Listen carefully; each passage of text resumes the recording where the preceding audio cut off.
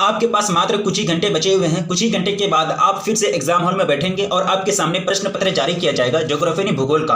और आपको पता है कि बिहार बोर्ड एग्जाम से पहले मॉडल सेट यानी मॉडल पेपर जारी करता है और उस मॉडल सेट यानी मॉडल पेपर से लगभग same to same question board exam में उठा के पूछ देता है। तो आप 2022 में एग्जाम दे रहे हैं, तो आज हम लोग जो इस वीडियो में जो कवर करेंगे वो 2022 का जो मॉडल सेट है यानी मॉडल पेपर है बिहार बोर्ड द्वारा जो जारी किया गया, उसके अंतर्गत जितने सारे क्वेश्चन हैं वो सभी क्वेश्चन को हम लोग डील करेंगे, सॉल्व करेंगे। तो वीडियो को लाइक नहीं किए तो प्लीज वीडियो को लाइक कर देंगे और अपने दोस्तों में जमकर के शेयर कर देंगे, क्योंकि कुछ ही घंटे बचे हुए हैं। पेशेंस के साथ आप एग्जाम दे रहे हैं और आपका एग्जाम भी बहुत अच्छा जा रहा है और अच्छा आप प्रदर्शन कर रहे हैं, आपकी तैयारी बहुत बेस्ट है। ठीक है, तो ये सारे क्वेश्चंस को याद रखने का प्रयास करेंगे। तो चलिए स्टार्ट करते हैं। सबसे फर्स्ट क्वेश्चन आपका स्क्रीन पर, निश्चयवाद संकल्पना का प्रतिपादन किसने किया? ऑप्शन आपके सामने दिया गया है। देखिए ये जो किए थे ग्रिफिथ टेलर साहब, यानी ग्रिफिथ टेलर साहब ने नव निश्चयवाद संकल्पना का प्रतिपादन किया था। ये भी क्वेश्चन आपको कवर करा दिया गया है। जो रेगुलर स्टूडेंट हैं वो उनको पता होगा कि ये क्वेश्चन कितना बार हम लोग रिवाइज कर लिए हैं, मतलब कितना बार हम लोग इसको कवर कर लिए। ठीक है, अब सेकंड क्वेश्चन पूछा है कि निम्नलिखित में से कौन मानव भूगोल का उपागम नहीं है? ठीक है, स्थानिक संगठन या फिर प्रादेशिक विश्लेषण या फिर क्षेत्रीय विभेदन या फिर मात्रात्मक क्रांति।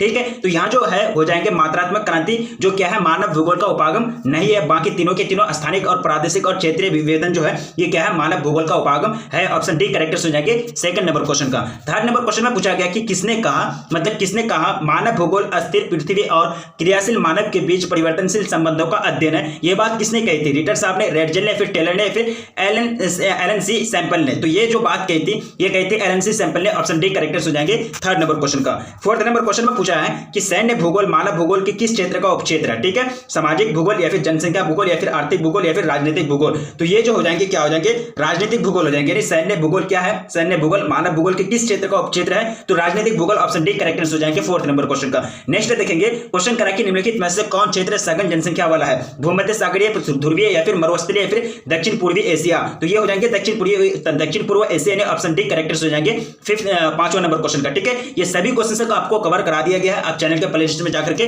देख सकते हैं। ठीक है, देखिए 6 नंबर क्वेश्चन पूछा गया कि निम्नलिखित में कौन जन स्थानांतरण का प्रतिकर्षक कारक नहीं है? प्रतिकर्षक कारक किसका तरफ से आता है? प्रकृति का तरफ से आता है। बाढ़ हो गया, उसके बाद जलवायु हो गया, महामारी हो गया, बेरोजगारी हो गया, ये सब क्या है प्रतिकर्षक कारक है। ये जो आपका अपकर्षक कारक है, अपकर्षक कारक आकर्षित करता है, जैसे कि उच्च वेतन, अच्छी शिक्षा, अच्छी सुविधा, ये सब क्या है अपकर्षक कारक है। ऑप्शन ए करेक्ट हो जाएंगे, ये प्रतिकर्षक कारक नहीं है। 7वें नंबर क्वेश्चन में पूछा गया कि जनसंख्या वृद्धि दर सर्वाधिक है अफ्रीका में या फिर एशिया में या फिर उत्तर अमेरिका में या फिर दक्षिणी अमेरिका में? तो अफ्रीका में। कहां है जनसंख्या वृद्धि दर अगर सबसे ज्यादा वो कहां है? अफ्रीका में, जिसके कारण वहां सबसे ज्यादा गरीबी है और अशिक्षा यानी बहुत ज्यादा, मतलब वहां क्या है मुसीबत है, यानी आर्थिक स्थिति भी वहां सही नहीं है। नेक्स्ट क्वेश्चन पूछा गया कि 1650 ईस्वी में विश्व की जनसंख्या थी। तो 1650 ईस्वी में जो विश्व की जनसंख्या थी लगभग 55 करोड़। कितना? लगभग 55 करोड़ यानी 55 करोड़ से, यानी ऑप्शन डी करेक्ट हो जाएंगे 8 नंबर क्वेश्चन का। नेक्स्ट है कि निम्नलिखित संख्या में कौन जनसंख्या के कार्यशील आयु वर्ग का प्रतिनिधित्व करती है? 15 से 65 या फिर 18 से 60 या फिर 18 से 62 या फिर 15 से 59। तो इसका जो राइट आंसर जो हो जाएगा वो हो जाएगा 15 से 59, यानी ऑप्शन डी करेक्ट हो जाएंगे 9 नंबर क्वेश्चन का। सेकंड नेक्स्ट क्वेश्चन क्या पूछा गया कि निम्नलिखित देशों में किसका लिंग अनुपात विश्व में सर्वाधिक है? ये भी आपको पढ़ा दिया गया। ये कौन हो जाएंगे? लेटविया का, यानी लेटविया का जो है लिंग अनुपात विश्व में क्या है सर्वाधिक है। ऑप्शन बी करेक्ट हो जाएंगे 10 नंबर क्वेश्चन का। नेक्स्ट क्वेश्चन देखेंगे क्वेश्चन नंबर 11 पूछा गया कि निम्नलिखित में कौन मानव विकास सूचकांक का मापक है? स्वास्थ्य, शिक्षा या फिर संसाधनों तक पहुंच या फिर उपयुक्त सभी। तो ये क्या हो जाएंगे उपयुक्त सभी, यानी एसडीआई रिपोर्ट कैसे तैयार की जाता है कि किसी भी देश का नागरिक में यह देखा जाता है कि उसकी स्वास्थ्य स्थिति कैसी है, शिक्षा का स्थिति कैसा है, उनके संसाधनों तक पहुंच कैसी है। तो ये सारा चीज का आकलन किया जाता है, तभी एसडीआई रिपोर्ट तैयार किया जाता है ना। तो तीनों ये क्या हो जाएंगे उपयुक्त सभी, यानी तीनों के तीनों क्या हो जाएंगे उपयुक्त सभी, यानी तीनों के माध्यम से एसडीआई रिपोर्ट यानी मानव विकास सूचकांक तैयार किया जाता है। ऑप्शन डी करेक्ट हो जाएंगे 11वें नंबर क्वेश्चन का। नेक्स्ट क्वेश्चन देखेंगे क्वेश्चन नंबर 12 में पूछा गया कि निम्नलिखित विद्वानों में किसने मानव विकास सूचकांक प्रतिपादित किए? तो डॉक्टर महबूब उल हक। कौन? डॉक्टर महबूब उल हक कहां के हैं? पाकिस्तान के हैं। पाकिस्तानी अर्थशास्त्री थे, वहां के वित्त मंत्री भी रह चुके हैं और ये अमर्त्य सेन के साथ इनकी अच्छी खासी दोस्ती थी। ऑप्शन सी करेक्ट हो जाएंगे 12 नंबर क्वेश्चन का। नेक्स्ट क्वेश्चन देखेंगे क्वेश्चन पूछा गया कि मानव विकास सूचकांक में विश्व के निम्नलिखित देशों में किसकी कोटि उच्चतम है? ये भी आपको पढ़ा दिया गया। नॉर्वे की। किसकी? नॉर्वे की, ना कि ऑस्ट्रेलिया, नीदरलैंड या फिर जर्मनी की। तो सबसे ज्यादा अगर उच्च कोटि है मानव विकास सूचकांक में तो एसडीआई रिपोर्ट में किसकी है? नॉर्वे की। ऑप्शन ए करेक्ट हो जाएंगे 13 नंबर क्वेश्चन का। नेक्स्ट क्वेश्चन देखिए फूलों की कृषि को क्या कहते हैं, यानी जो होती है फूल की जो कृषि की जाती है, growing of flower is called, क्या कहते हैं उनको, मिश्रित कृषि या फिर ट्रक फार्मिंग या फिर रोपण कृषि या फिर पुष्प उत्पादन, क्या कहते हैं, पुष्प उत्पादन। यानी पुष्प का मतलब क्या होता है, फूल, यानी पुष्प का उत्पादन करना, पुष्प की खेती करना, क्या कराएंगे, पुष्प उत्पादन यानी फ्लोरिकल्चर कराएंगे। ठीक है, यानी ऑप्शन डी करेक्ट आंसर हो जाएंगे 14 नंबर क्वेश्चन का। नेक्स्ट क्वेश्चन देखेंगे, क्वेश्चन नंबर 15 में पूछा गया कि सहकारी कृषि अधिक सफल रही है। सहकारी आंदोलन जो है सबसे ज्यादा सफल डेनमार्क में रहा था, यानी सहकारी जो आंदोलन चला था वो सबसे ज्यादा सफल कहां रहा था, डेनमार्क में, क्योंकि वहां के डेनमार्क के किसान लोग जो है अच्छी खासी निभाए थे, वहां मतलब भागीदारी लिए थे उसमें आंदोलन में, यानी सहकारी आंदोलन में, जिसके कारण सहकारी कृषि सबसे ज्यादा जो सफल रही है वो कहां, डेनमार्क में। ऑप्शन बी करेक्ट हो जाएंगे 15 नंबर क्वेश्चन का। नेक्स्ट क्वेश्चन पूछा गया कि निम्नलिखित में कौन रोपण फसल है। ठीक है, रोपण फसल के बारे में आपको बताया गया है, मक्का हो गया, सॉरी रबर हो गया, कोको हो गया, उसके बाद कहवा हो गया, ये सब क्या है, रबर हो गया, ये सब क्या रोपण फसल है, यानी ऑप्शन ए करेक्ट हो जाएंगे 16 नंबर क्वेश्चन का। रबर क्या है, रोपण फसल की एग्जांपल है, यानी रबर की खेती क्या है, रोपण फसल की खेती है। ठीक है, अब आगे बढ़ेगा क्वेश्चन नंबर 17। क्वेश्चन पूछा गया है कि निम्नलिखित में किसे कर्तन दहन कृषि भी कहते हैं। ठीक है, सघन निर्वाह कृषि या फिर रोपण कृषि या फिर आदिम निर्वाह कृषि या फिर मिश्रित कृषि, तो किसको कहते हैं, आदिम निर्वाह कृषि को, यानी आदिम निर्वाह कृषि को क्या कहते हैं, कर्तन दहन कृषि कहते हैं। क्यों, क्योंकि आदिम लोग जो है चल चल करके मतलब क्या करते हैं, एक जगह से दूसरी जगह जाकर के, दहन का मतलब क्या होता है, जलना, तो जंगल को जला करके वहां क्या करते हैं, खेती करते हैं। ठीक है, जिसके कारण एक कृषि को क्या कहते हैं, करते हैं, एवं दहन कृषि भी कहते हैं, लदाख भी कहते हैं, झूम की खेती भी कहते हैं। ठीक है, यानी इनका बहुत सारा नाम है, ये आपको पढ़ाया गया है पार्ट 1 में, भूगोल का पार्ट 1 में 2 बुक है, पार्ट 1 बुक में आप ये चीज पढ़े हैं। ठीक है, उसके बाद मिश्रित कृषि में क्या होता है कि इसमें अनाज का भी उत्पादन होता है और चारे का भी उत्पादन होता है मिश्रित कृषि में। ठीक है, तो 17 नंबर क्वेश्चन का ऑप्शन सी करेक्ट आंसर हो जाएंगे। नेक्स्ट क्वेश्चन पूछा गया है कि निम्नलिखित में कौन द्वितीयक आर्थिक क्रियाकलाप है। ठीक है, यानी द्वितीयक आर्थिक क्रियाकलाप खेती या फिर आखेटन या फिर व्यापार या फिर लौह प्रगलन, तो ये जो लौह और प्रगलन है यानी आयरन स्मेल्टिंग, ये क्या है, सेकेंडरी इकोनॉमिक एक्टिविटी है। ये क्या है, सेकेंडरी इकोनॉमिक एक्टिविटी है आयरन स्मेल्टिंग, यानी लौह प्रगलन क्या है, द्वितीयक आर्थिक क्रियाकलाप है। बाकी खेती, उसके बाद आखेट, उसके बाद व्यापार, ये क्या है, मतलब खेती, उसके बाद आखेट जो है ये क्या है, प्राथमिक, उसके बाद व्यापार जो ये तृतीयक हो जाएंगे। ठीक है, तो 18 नंबर क्वेश्चन का ऑप्शन डी करेक्ट आंसर हो जाएंगे। नेक्स्ट क्वेश्चन पूछा गया कि निम्नलिखित में कौन कृषि आधारित उद्योग है। ठीक है, यानी कृषि से जो उद्योग कृषि से कच्चा माल प्राप्त करता है वही होता है कृषि आधारित उद्योग। ठीक है, तो सीमेंट उद्योग या फिर लौह इस्पात उद्योग या फिर चमड़ा उद्योग या फिर जूट उद्योग, तो जूट यानी पटसन जिसको बोलते हैं, तो जूट उद्योग जो है क्या है, कृषि आधारित उद्योग है, क्योंकि जूट की जो प्राप्ति होती है वो किस क्षेत्र से, कृषि क्षेत्र से प्राप्ति होती है। ऑप्शन डी करेक्ट आंसर हो जाएंगे 19 नंबर क्वेश्चन का। नेक्स्ट क्वेश्चन देखेंगे 20 नंबर क्वेश्चन पूछा गया कि निम्नलिखित में कौन वन आधारित उद्योग है। ठीक है, यानी वन आधारित उद्योग जो वन पर डिपेंड रहेगा, यानी वन के जो लकड़ी होते हैं, जो भी पेड़ पौधे होते हैं उस पर डिपेंड रहेगा, उसको क्या कहेंगे, वन आधारित उद्योग कहेंगे। तो कागज जो बनाया जाता है ना, तो कागज अगर बनता है तो पेड़ काट करके पेड़ का तना से उसका लुगदी तैयार किया जाता है, उसी से क्या किया जाता है, कागज का निर्माण किया जाता है, कागज तैयार किए जाते हैं। तो कागज जो उद्योग है ये क्या आधारित उद्योग हो जाएंगे, वन आधारित उद्योग। ऑप्शन ए करेक्ट आंसर हो जाएंगे 20 नंबर क्वेश्चन का। नेक्स्ट क्वेश्चन देखेंगे, क्वेश्चन नंबर 21 में पूछा गया कि खनन क्रियाकलाप है, यानी खनन की जो क्रियाकलाप है ये क्या है, प्राथमिक, द्वितीयक या फिर तृतीयक या फिर चतुर्थक, तो ये जो है सेकेंडरी एक्टिविटी क्या है, मतलब सेकेंडरी एक्टिविटी यानी खनन क्रियाकलाप क्या है, सेकेंडरी यानी द्वितीयक क्रियाकलाप है। ऑप्शन बी करेक्ट आंसर हो जाएंगे 21 नंबर क्वेश्चन का। नेक्स्ट क्वेश्चन 22 क्वेश्चन करा कि निम्नलिखित में कौन पंचम क्रियाकलाप है। ठीक है, यानी आउटसोर्सिंग या फिर हंटिंग या फिर फार्मिंग या फिर ट्रेड, तो यहाँ जो पंचम क्रियाकलाप हो जाएंगे वो क्या हो जाएंगे, बाह्य संरचना हो जाएंगे, खेती, उसके बाद आखेट, ये प्राथमिक क्रियाकलाप है, उसके बाद व्यापार जो है तृतीय क्रियाकलाप है। ठीक है, तो बाह्य संरचना जो है क्या है, पंचम क्रियाकलाप है। ऑप्शन डी करेक्ट आंसर हो जाएंगे 22 नंबर क्वेश्चन का। ठीक है, नेक्स्ट क्वेश्चन पूछा गया कि रेल मार्ग के जाल का सघनतम घनत्व कहां पाया जाता है। ये हाल ही में बुक 2 यानी भूगोल जो है, यानी भूगोल का 2 पार्ट है, बुक 2 यानी बुक 2 से ये आपका क्वेश्चन लिया गया है कि रेल मार्ग के सघन जाल यानी रेल मार्ग के जाल का सघनतम घनत्व कहां पाया जाता है, चीन में, भारत में या फिर जर्मनी में या फिर संयुक्त राज्य अमेरिका में, तो यूएसए में, संयुक्त राज्य अमेरिका में। ऑप्शन डी करेक्ट आंसर हो जाएंगे 23 नंबर क्वेश्चन का। नेक्स्ट क्वेश्चन पूछा गया कि वृहद ट्रक मार्ग संबंधित है। ठीक है, यानी great truck road is related, यानी वृहद ट्रक मार्ग जो संबंधित है ये किससे है, उत्तरी अटलांटिक समुद्री मार्ग से या फिर भूमध्य सागर हिंद महासागर मार्ग से या फिर उत्तम आशांतरिक महासागर से या फिर उत्तम उत्तरी प्रशांत समुद्री महासागर से। ठीक, यानी समुद्री मार्ग से। ठीक है, तो ये जो रिलेटेड है ये उत्तरी अटलांटिक समुद्री मार्ग से, यानी ऑप्शन ए करेक्ट आंसर हो जाएंगे 24 नंबर क्वेश्चन का। नेक्स्ट क्वेश्चन पूछा गया कि निम्नलिखित में कौन आंतरिक समुद्री पतन नहीं है। ठीक है, निम्नलिखित में कौन आंतरिक समुद्री पतन नहीं है, कोलकाता, मैनचेस्टर, एथेंस या फिर मेम्फिस, ये जो हो जाएंगे एथेंस, क्या हो जाएंगे, एथेंस। एथेंस से क्या है कि आंतरिक समुद्री पतन नहीं है। ऑप्शन सी करेक्ट आंसर हो जाएंगे 25 नंबर क्वेश्चन का। देखिए नेक्स्ट क्वेश्चन पूछा गया कि लेनिनग्राद यानी लेनिनग्राद किस प्रकार का पतन है। लेनिनग्राद जो है किस प्रकार का पतन है, किस प्रकार का पोर्ट है, कौन सा टाइप है इसका, यानी पोर्ट कौन सा टाइप का है। ठीक है, विस्तृत पतन या फिर वाणिज्यिक पतन या फिर औद्योगिक पतन या फिर इनमें से कोई नहीं। तो 26 नंबर क्वेश्चन का जो राइट आंसर जो हो जाएगा वो हो जाएगा औद्योगिक पतन, यानी लेनिनग्राद किस प्रकार का पतन है, औद्योगिक पतन है, यानी इंडस्ट्रियल पोर्ट है। ऑप्शन सी करेक्ट आंसर हो जाएंगे 26 नंबर क्वेश्चन का। क्वेश्चन करा कि विश्व व्यापार संगठन का मुख्यालय कहां है, यानी वर्ल्ड ट्रेड ऑर्गेनाइजेशन जो है WTO, इसका जो मुख्यालय हेडक्वार्टर कहां है वो आपसे पूछा जा रहा है। ठीक है, जेनेवा में, वियना में, या फिर न्यूयॉर्क में, या फिर वाशिंगटन में। तो ये जो इसका जो हेडक्वार्टर है जेनेवा में है। कहां है? जेनेवा में। ऑप्शन ए करेक्ट आंसर हो जाएंगे 27 नंबर क्वेश्चन का। चैनल टनल जोड़ता है, ये क्वेश्चन आपको बार बार रिपीट कराया गया है। चैनल टनल जोड़ता है पेरिस को लंदन से, या फिर लंदन को बर्लिन से, बर्लिन को पेरिस से, या फिर बार्सिलोना को बर्लिन से। ठीक है, तो इसका जो राइट आंसर जो हो जाएगा 28 नंबर क्वेश्चन का वो हो जाएगा पेरिस को लंदन से, यानी ऑप्शन ए करेक्ट आंसर हो जाएंगे। चैनल टनल जोड़ता है पेरिस को लंदन से जोड़ता है। ठीक है, अब नेक्स्ट क्वेश्चन देखेंगे 29। क्वेश्चन कराया कि निम्नलिखित दक्षिण अमेरिकी देशों में कौन ओपेक का सदस्य है। ठीक है, यानी ओपेक आप जानते हैं Organization of Petroleum Exporting Countries, यानी Organization of Petroleum Exporting Countries, इनका जो हेडक्वार्टर है वियना में है। यानी ओपेक का जो हेडक्वार्टर है वो कहां है? वियना में है। और इनकी स्थापना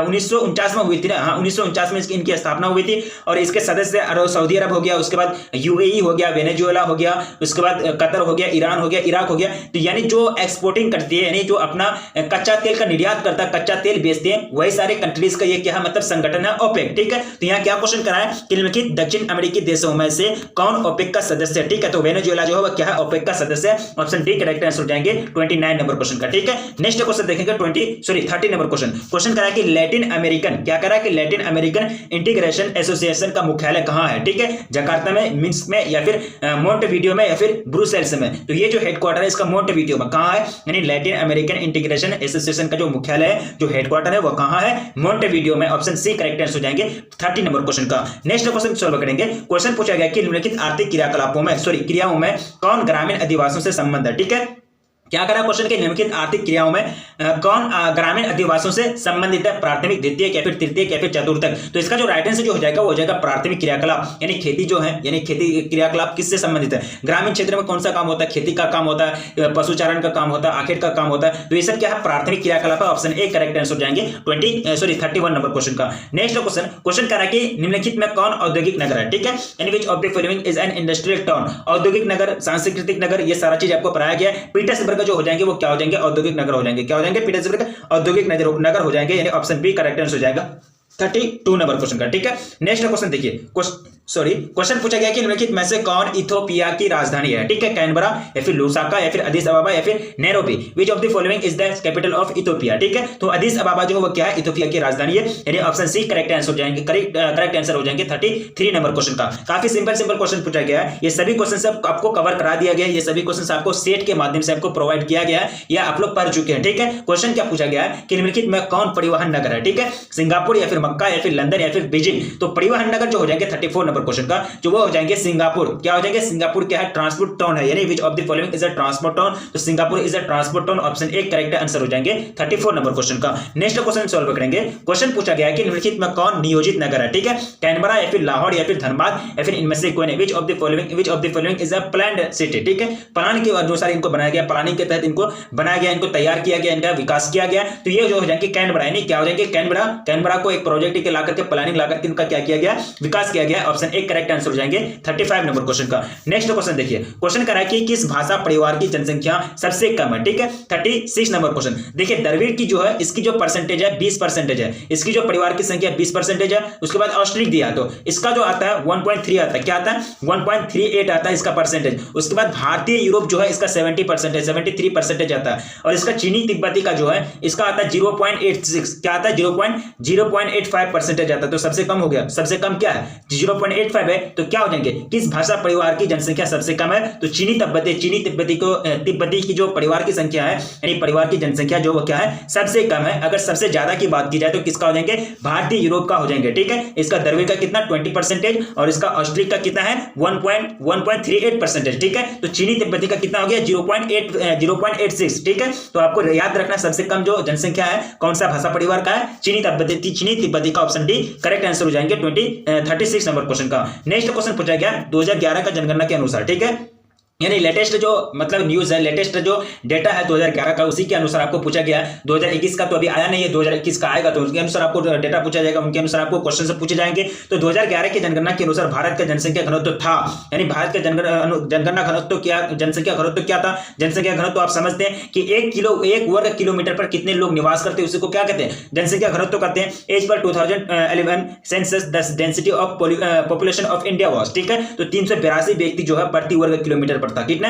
यानी 1 वर्ग किलोमीटर पर कितना व्यक्ति रहते थे? 382 व्यक्ति रहते थे 2011 की जनगणना के अनुसार। ऑप्शन ए करेक्ट आंसर हो जाएंगे 37 नंबर क्वेश्चन का। नेक्स्ट क्वेश्चन देखेंगे, ये भी पूछा गया आपको 2011 का जनगणना से, यानी 2011 की जनगणना के अनुसार भारत के किस राज्य की जनसंख्या सबसे कम है? यानी सबसे अगर कम है जनसंख्या तो वो किस राज्य की है? नागालैंड की, मणिपुर की, सिक्किम की या फिर अरुणाचल प्रदेश की? तो ये जो हो जाएंगे सिक्किम की। कौन से राज्य की? सिक्किम की जनसंख्या सबसे कम है 2011 की जनगणना के अनुसार। 2011 का जनगणना जो डेटा है वो क्या बताती है कि सबसे जो कम जनसंख्या वो क्या है? कौन सा राज्य का, कौन सा स्टेट का? सिक्किम का, ठीक है। यानी ऑप्शन सी करेक्ट आंसर हो जाएंगे। तो 38 नंबर क्वेश्चन का। और सबसे ज्यादा अगर बात की जाए तो यूपी का आता, ठीक है। किसका? यूपी का, यानी उत्तर प्रदेश का, ठीक है। यानी लगभग 20 करोड़ आता है उसमें, ठीक है। तो आगे बढ़ेंगे क्वेश्चन नंबर 39 में। क्वेश्चन क्या पूछा गया कि 2011 की जनगणना के अनुसार किस राज्य की जनसंख्या घनत्व तो सबसे अधिक है? सबसे कम जनसंख्या सिक्किम, सबसे कम अभी जस्ट हमसे सिक्किम कवर की। अगर सबसे ज्यादा की बात की जाए तो यूपी, अगर घनत्व की बात की जाए तो वो हो जाएंगे बिहार, यानी बिहार में लगभग 1106, ठीक है। एनसीईआरटी में आपको 1102 दिया है, यानी टोटल 1102। अगर आपको एनसीईआरटी के अनुसार चलना है तो 1102, अगर बहुत सारे बुक है जो 1106 दिया, ठीक है। अगर दोनों ऑप्शन में रहे तो आपको 1102 टिक करना है, क्योंकि एनसीईआरटी को मान के चलना, ठीक है। तो 2011 की जनगणना के अनुसार किस राज्य की जनसंख्या का घनत्व सबसे अधिक है, सर्वाधिक है? वो क्या हो जाएंगे? बिहार की हो जाएंगे, ठीक है। नेक्स्ट क्वेश्चन देखेंगे। क्वेश्चन पूछा गया कि किस राज्य में सर्वाधिक संख्या में अप्रवासी आते हैं? उत्तर प्रदेश, महाराष्ट्र या फिर बिहार या फिर कर्नाटक, ठीक है। तो सबसे ज्यादा जो अप्रवासी के रूप में अगर जनसंख्या आते हैं वो महाराष्ट्र में आते हैं। क्यों? क्योंकि महाराष्ट्र एक बहुत बड़ा नगर है, बहुत बड़ा सिटी है, उसमें लोगों को रोजगार मिल जाते हैं, लोगों को अच्छी सुविधा मिल जाती है, अच्छे वेतन मिल जाते हैं, पढ़ाई लिखाई का सुविधा मिल जाता है, ठीक है। जिसके कारण क्या होता है कि महाराष्ट्र में सर्वाधिक संख्या में अप्रवासी आते हैं। ऑप्शन बी करेक्ट आंसर हो जाएंगे 40 नंबर क्वेश्चन का, ठीक है। नेक्स्ट क्वेश्चन देखिए, भारत में पुरुष प्रवास का मुख्य धारा, एक पुरुष लोग जो जाते हैं किधर से किधर जाते हैं? तो हम लोग जानते हैं कि पुरुष जो होते हैं वो ग्रामीण एरिया से, गाँव से कहाँ जाते हैं? शहर की और नगर की ओर काम करने जाते हैं, ठीक है। तो वो कहां से कहां? ग्रामीण से नगर की ओर, ठीक है। तो ग्रामीण से नगर की ओर जो जाते हैं उनका दिशा क्या हो जाएगा? मतलब उसका धारा का मतलब दिशा समझ लिए, किधर से किधर? तो ग्रामीण से नगर की ओर जाएंगे तो क्या हो जाएंगे? ग्रामीण से नगर, ठीक है। यानी भारत में पुरुष प्रवास का मुख्य धारा क्या हो जाएंगे? ग्रामीण से नगर की ओर। ऑप्शन ए करेक्ट आंसर हो जाएंगे 41 नंबर क्वेश्चन का। आपको 4 धारा बताया गया था, ग्रामीण से ग्रामीण, नगरीय से नगरीय, नगरीय से ग्रामीण, ग्रामीण से नगरीय, ठीक है। चारों धारा आपको याद होना चाहिए, बोर्ड एग्जाम में अक्सर पूछे जाते हैं, ठीक है। नेक्स्ट क्वेश्चन देखिएगा। क्वेश्चन पूछा गया कि मानव विकास सूचकांक यानी एचडीआई रिपोर्ट यानी ह्यूमन डेवलपमेंट इंडेक्स में भारत के निम्नलिखित राज्यों में से किसकी कोटि उच्चतम है, ठीक है। यानी आपको बताया गया था थ्योरी में कि मानव विकास सूचकांक जो होता है एचडीआई रिपोर्ट, ये यूएनडीपी तो जारी करता ही है प्रत्येक देश के लिए पूरा दुनिया में, लेकिन इसके साथ साथ भारत भी सभी स्टेट्स को, सभी राज्य को इकाई मानकर, यूनिट मानकर ये भी क्या तैयार किया जाए, ये भी मतलब तैयार करती है एचडीआई रिपोर्ट, यानी सभी स्टेट्स को, राज्यों को यूनिट मानकर। तो सबसे ज्यादा अगर होगा यानी जिसकी कोटि सबसे क्या है उच्चतम, वो आपसे पूछा जा रहा है कि एचडीआई में भारत के निम्नलिखित राज्यों में सबसे अगर यानी में से किसकी कोटि उच्चतम है? पंजाब, हरियाणा, केरल या फिर तमिलनाडु? तो ये हो जाएंगे केरला की जो है एचडीआई रिपोर्ट सबसे ज्यादा है। ऑप्शन डी करेक्ट आंसर हो जाएंगे 42 नंबर क्वेश्चन का। देखिए आपको ये कंफ्यूजन में नहीं रहना है कि अगर आपको पूछ दे कि सिर्फ एचडीआई रिपोर्ट किसके द्वारा जारी किया जाता है, यूएनडीपी के द्वारा तो जारी किया जाता है पूरा दुनिया के लिए, वर्ल्ड लेवल पर, ठीक है, यानी विश्व स्तर पर, लेकिन देश के अंदर जो जारी करता है वो पूरा मतलब सेंटर की तरफ से जारी किया जाता है, पूरा राज्य को ये करके मतलब यूनिट मान करके, ठीक है। नेक्स्ट क्वेश्चन देखिए। क्वेश्चन पूछा गया कि निम्नलिखित केंद्र शासित प्रदेशों में किसकी साक्षरता दर उच्चतम है? चंडीगढ़ या फिर अंडमान और निकोबार या फिर दमन और दीव या फिर लक्षद्वीप? तो चारों के चारों क्या है? केंद्र शासित प्रदेश है। डायरेक्ट सेंटर का मतलब पकड़ रहता है, यहाँ के मतलब स्थानीय शासन इतना ये नहीं होते, मतलब मजबूत नहीं होते, सरकार का डायरेक्ट पकड़ में रहता है, सेंटर का डायरेक्ट पकड़ में रहता है, ये सब स्टेट, ठीक है। तो ये क्या कह रहा है कि साक्षरता दर मतलब सबसे ज्यादा है 43 नंबर क्वेश्चन। तो सबसे ज्यादा है लक्षद्वीप की, किसकी? लक्षद्वीप की, ठीक है। यानी सबसे ज्यादा अगर हाईएस्ट लिटरेसी रेट है वो क्या हो जाएंगे? लक्षद्वीप, यानी ऑप्शन डी करेक्ट आंसर हो जाएंगे 43 नंबर क्वेश्चन का। नेक्स्ट क्वेश्चन देखिए 44 नंबर क्वेश्चन। क्वेश्चन करा कि निम्नलिखित नगरों में से कौन नदी तट पर अवस्थित नहीं है, ठीक है। निम्नलिखित नगरों में से कौन नदी तट पर अवस्थित नहीं है? आगरा, कोलकाता या फिर पटना या फिर भोपाल? तो भोपाल हो जाएंगे, क्या हो जाएंगे? भोपाल। कोलकाता कहाँ है? हुगली नदी। पटना कहाँ? गंगा नदी। उसके बाद आगरा जो यमुना नदी, जिसको जमुना नदी भी बोलते हैं, ठीक है। तो ये हो जाएंगे क्या? भोपाल जो है वो कोई नदी के किनारे अवस्थित नहीं है। ऑप्शन डी करेक्ट आंसर हो जाएंगे 44 नंबर क्वेश्चन का। नेक्स्ट क्वेश्चन देखिए। क्वेश्चन पूछा गया है कि निम्नलिखित में कौन खनन नगर है, ठीक है। खनन नगर के बारे में पूछा, मथुरा या फिर अंबाला या फिर सिंगरौली या फिर सहारनपुर। ठीक है, तो यहाँ जो हो जाएंगे खनन नगर जो हो जाएंगे वो हो जाएंगे सिंगरौली। क्या हो जाएंगे? सिंगरौली जो है वो क्या है? मीनिंग टाउन है। Which of the following is a meaning town? तो हो जाएंगे Singrauli, option C correct answer हो जाएंगे 45 नंबर क्वेश्चन का। नेक्स्ट क्वेश्चन देखिए, हरित क्रांति संबंधित है यानी green revolution is related to food grain production, यानी खाद्यान्न उत्पादन से किससे, यानी खाद्यान्न उत्पादन को बढ़ावा करने के लिए हरित क्रांति लाई गई थी। यानी हरित क्रांति के अंतर्गत क्या हुआ था कि खाद्यान्न के उत्पादन को बढ़ाना था, यानी खाद्य के उत्पादन को बढ़ाना था, यानी ऑप्शन ए करेक्ट आंसर हो जाएंगे 46 नंबर क्वेश्चन का। नेक्स्ट क्वेश्चन देखिए, क्वेश्चन कह रहा है कि निम्नलिखित में कौन रेशेदार फसल नहीं है? ठीक है, जूट या फिर कपास या फिर कॉफी या फिर मेस्टा। तो यहाँ जो करेक्ट आंसर हो जाएंगे वो क्या हो जाएंगे 47 नंबर क्वेश्चन का। कॉफी क्या है? रेशेदार फसल है? नहीं। कपास हो गया, जूट हो गया, उसके बाद मेस्टा हो गया, ये सब क्या है? रेशेदार फसल है। इससे रेशे की प्राप्ति की जाती है, तरह तरह के कपड़े बनाए जाते हैं, तरह तरह के सामान बनाए जाते हैं। कॉफी जो वो क्या है? रेशेदार फसल नहीं है। ऑप्शन सी करेक्ट आंसर हो जाएंगे 47 नंबर क्वेश्चन का। नेक्स्ट क्वेश्चन पूछा गया कि निम्नलिखित राज्यों में कौन चाय उत्पादक नहीं है? ठीक है, केरल, असम या फिर पश्चिम बंगाल या फिर राजस्थान। तो राजस्थान हो जाएंगे। असम भी चाय का उत्पादन सबसे ज्यादा करता है, केरल भी, उसके बाद पश्चिम बंगाल भी। तो 48 नंबर का क्वेश्चन राइट आंसर क्या हो जाएगा? राजस्थान, यानी राजस्थान जो वो चाय उत्पादन नहीं करता है, चाय उत्पादक नहीं है। ऑप्शन डी करेक्ट आंसर हो जाएंगे 48 नंबर क्वेश्चन का। नेक्स्ट क्वेश्चन पूछा गया कि निम्नलिखित में कौन खाद्यान्न है? ठीक है, निम्नलिखित में कौन खाद्यान्न है? Which among the following is a food grain? ठीक है, गन्ना या फिर कॉफी या फिर मक्का या फिर चुकंद। तो मक्का क्या है? एक खाद्यान्न फसल है, यानी मक्का क्या है? एक खाद्यान्न फसल है। ऑप्शन सी करेक्ट आंसर हो जाएंगे 49 नंबर क्वेश्चन का। नेक्स्ट क्वेश्चन पूछा गया निम्नलिखित में यानी निम्नलिखित राज्यों में कौन कपास उत्पादक नहीं है? गुजरात, हरियाणा या फिर आंध्र प्रदेश या फिर हिमाचल प्रदेश। यानी कपास का उत्पादन कौन राज्य नहीं करता? तो ये जो है हिमाचल प्रदेश नहीं करता है, यानी हिमाचल प्रदेश जो वह क्या है? कपास उत्पादक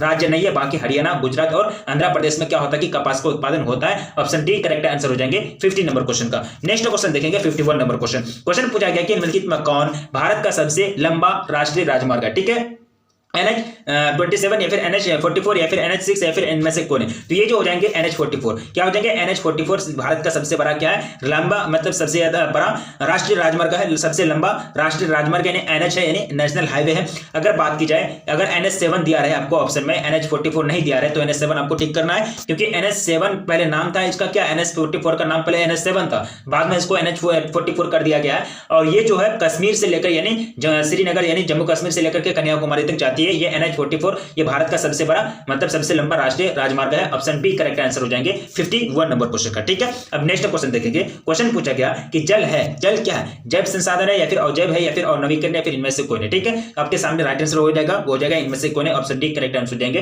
52 नंबर क्वेश्चन का। नेक्स्ट क्वेश्चन देखिए, क्वेश्चन कह रहा है कि केंद्र सरकार का हरियाली प्रोजेक्ट से संबंधित है। ठीक है, तो हरियाली प्रोजेक्ट जो संबंधित है, हरियाली प्रोजेक्ट को लाकर के केंद्र सरकार ये करने की कोशिश की थी कि ग्रामीण क्षेत्र में जो वर्षा जल जो बर्बाद हो जाता है, जो भी जल होते हैं वो उसको इकट्ठा करना, यानी वर्षा जल को इकट्ठा करके तालाब बना करके, घड़ा बना करके उनको इकट्ठा करके इस्तेमाल करने के लिए मतलब सिखाना ग्रामीण लोगों को, ताकि ग्रामीण लोगों को खेती करने में या फिर कृषि करने में कोई दिक्कत ना हो, कोई प्रॉब्लम ना हो। तो एक तरह से ट्रेनिंग दी जाती थी, वहां वो लोगों को सिखाया जाता था हरियाली प्रोजेक्ट के अंतर्गत। ठीक है, यानी हरियाली प्रोजेक्ट का मेन जो पर्पस है, मेन जो उद्देश्य है वो क्या है कि ग्रामीण क्षेत्र में वर्षा जल का संग्रहण करना और उसको खेती के लिए और दैनिक जीवन के इस्तेमाल करने के लिए उसको उपयोग करना। ठीक है, यानी इस्तेमाल करना यानी उपयोग करना। ठीक है, तो ये हुआ हरियाली प्रोजेक्ट है। तो हरियाली प्रोजेक्ट किससे, यानी जल संरक्षण से, किससे हो जाएंगे? जल संरक्षण से। ऑप्शन बी करेक्ट आंसर हो जाएंगे 53 नंबर क्वेश्चन का। नेक्स्ट क्वेश्चन देखिए, क्वेश्चन कराए कि निम्नलिखित में कौन ऊर्जा का अनवीकरणीय स्रोत है? तापीय ऊर्जा या फिर जल विद्युत ऊर्जा या फिर पवन ऊर्जा या फिर सौर ऊर्जा। तो ऊर्जा का अनवीकरणीय स्रोत जो होगा क्या हो जाएंगे? तापीय ऊर्जा हो जाएंगे,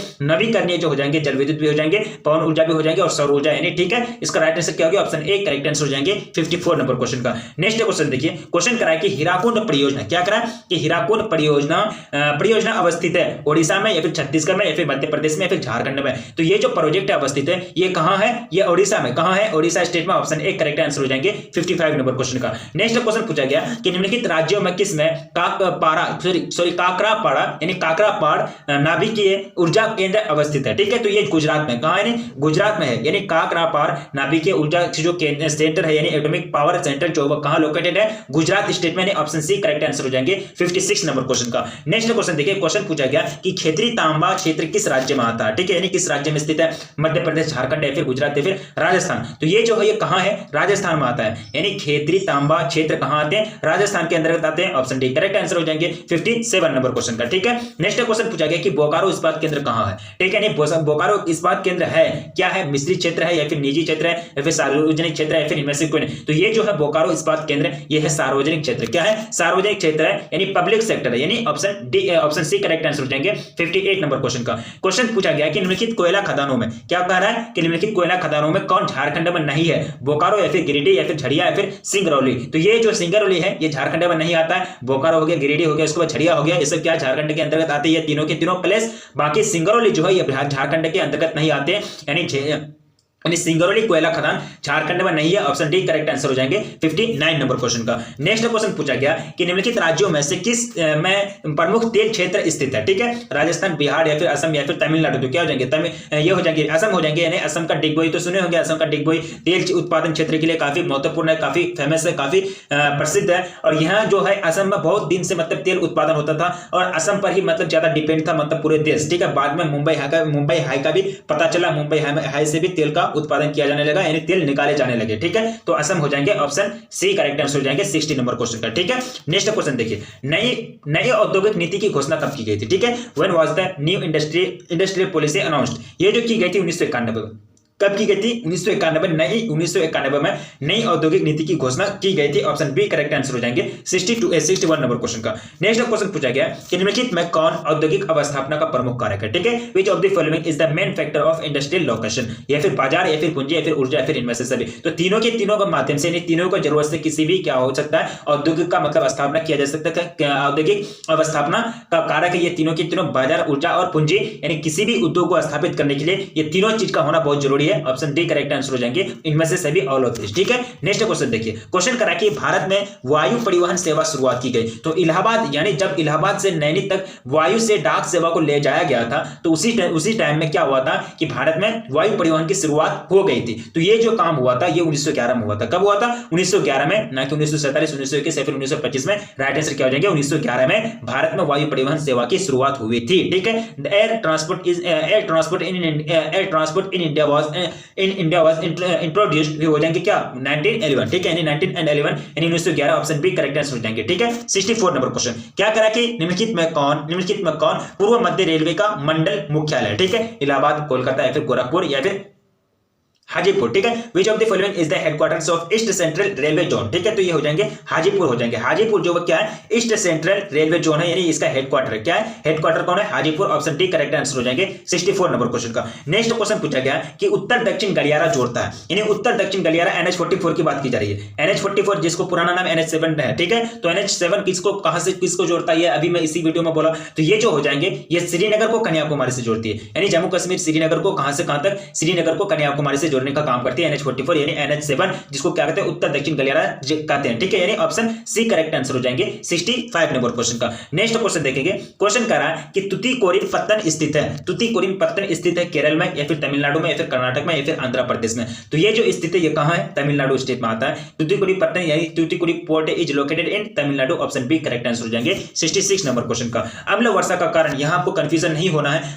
अम्ल वर्षा का कारण जल प्रदूषण हो जाता है, नहीं, ऐसा गलती नहीं करना है। अम्ल वर्षा किसको कहते हैं? जैसे कि अगर वायु में कार्बन डाइऑक्साइड जिसको CO2 बोलते हैं, CO यानी कार्बन मोनोऑक्साइड, उसके बाद कार्बन, नाइट्रोजन वगैरह ऐसे नहीं, जहरीली गैस अगर फैल जाएंगे तो जहरीली गैस फैलने से क्या होता है कि वायु प्रदूषण हो जाता है। और वायु प्रदूषण हो जाता है तो जब बारिश होने लगती है तो वो बारिश का जो बूंद है, नहीं बारिश का पानी, ये गैस में मिश्रण हो जाता है, यानी ये गैस में धूलकण में एक तरह से मिश्रित हो जाता है वो बारिश का पानी। और ये सब गैस, ये CO2 हो गया, NO2 हो गया, उसके बाद CO कार्बन मोनोऑक्साइड हो गया, ये सब जो होते हैं उसमें मिल जाते हैं, जिसके कारण क्या हो जाता है कि अम्ल वर्षा हो जाता है। उसमें वर्षा का जो होता है वो अम्ल टाइप का होता है, नहीं एसिड टाइप का हो जाता है, उसी को क्या कहते हैं? अम्ल वर्षा कहते हैं। तो अम्ल वर्षा का कारण हो जाएगा वायु प्रदूषण, cause of acid rain is air pollution. Option C correct answer हो जाएंगे 67 नंबर क्वेश्चन का। ठीक है, 68 क्वेश्चन कह रहा है कि 2010 से 11 में, यानी 2010 से 11 के बीच में निम्नलिखित में से कौन भारत का सबसे बड़ा व्यापारिक भागीदार था? ठीक है, जर्मनी, चीन या फिर UAE या फिर संयुक्त राज्य अमेरिका। तो ये हो जाएंगे चाइना, यानी चाइना के साथ 2010 से 11 के बीच भारत का अच्छा रिलेशन था व्यापारिक दृष्टि से, यानी व्यापारिक साझेदार था। सबसे बड़ा व्यापारिक साझेदार कौन था? चाइना था भारत का 2010 से 11 के बीच। इससे पहले UAE था, इससे पहले यानी 2010 से चाइना से पहले कौन था? UAE यानी यूनाइटेड अरब अमीरात था। ठीक है, यानी ऑप्शन बी करेक्ट आंसर हो जाएंगे 68 नंबर क्वेश्चन का। नेक्स्ट क्वेश्चन सोल्व करेंगे। क्वेश्चन काफी सिंपल पूछा गया कि ध्वनि प्रदूषण का प्रमुख स्रोत है। उद्योग हो जाएंगे, उद्योग से भी बहुत सारे मशीन चलते हैं, बहुत सारे मोटर चलते हैं, तो उद्योग से भी ध्वनि प्रदूषण होता है। मोटर वाहन से तो होता ही है, लाउड स्पीकर से तो होता ही है। इनमें से सभी, all of this, the main source of noise pollution is industry, motor vehicle या फिर loud speaker, all of this. तो क्या हो जाएंगे? ऑल ऑफ दिस हो जाएंगे। ऑप्शन डी करेक्ट आंसर हो जाएंगे 69 नंबर क्वेश्चन का। प्रतिकर्षक कारक और अपकर्षक कारक उत्तरदायी है, ठीक है।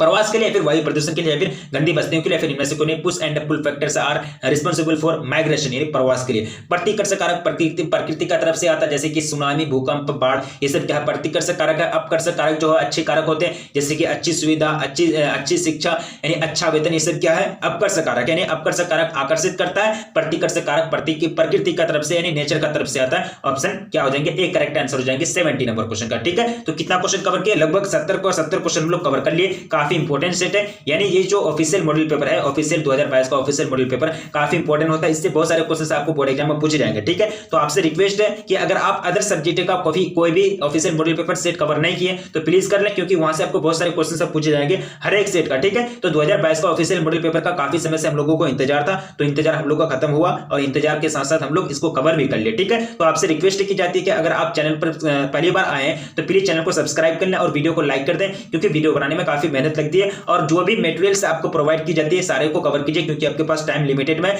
और अच्छी तैयारी करनी है। अच्छा मार्क्स लाने के लिए अच्छा कॉन्ट्रैक्ट यानी अच्छा मटेरियल से मिलना बहुत जरूरी होता है, वो जो आपको यहाँ प्रोवाइड की जाती है, ठीक है। तो चैनल को सब्सक्राइब कर लें, अपने दोस्तों में एक बार जान करके शेयर कर दें, वीडियो को भी लाइक कर दें और पहली बार आए तो एक बार कमेंट करके बताइए कि कैसा लगा, नहीं लगा। और ये सब चीज कवर करना बहुत जरूरी होता है, ठीक है। तो जो भी नोटिफिकेशन आपको मिलेंगे, वैसे भी नोटिफिकेशन नहीं मिलता है, नोटिफिकेशन जो होता है वो लिमिटेड में हो गया। अगर 3 वीडियो अगर अपलोड होंगे चैनल में तो आपको 3 नोटिफिकेशन मिलेंगे। अगर चौथा वीडियो आ जाएंगे तो वो आपको नोटिफिकेशन नहीं मिलेगा। इसलिए आप क्या करेंगे? टेलीग्राम से जुड़ जाएंगे, टेलीग्राम का लिंक आपको दे दिया जाएगा, या फिर टेलीग्राम में जाके सर्च करेंगे तनु क्लासेस तो आपको मिल जाएंगे कि टेलीग्राम में आपको ज्वाइन हो जाना है, ठीक है। क्योंकि अब टाइम लिमिटेड में है, अच्छी तरह से थोड़ा तैयारी करनी है। हम लोग का तो पूरा तरह से हम लोग थ्योरी पढ़ लिए हैं, थ्योरी पूरा तरह से हम लोग का कंप्लीट हो गया, 2-4 चैप्टर बाकी है वो भी हम लोग का कंप्लीट हो जाएगा, ठीक है। तो रखिए अपना ख्याल, मिलेंगे फिर नेक्स्ट वीडियो में।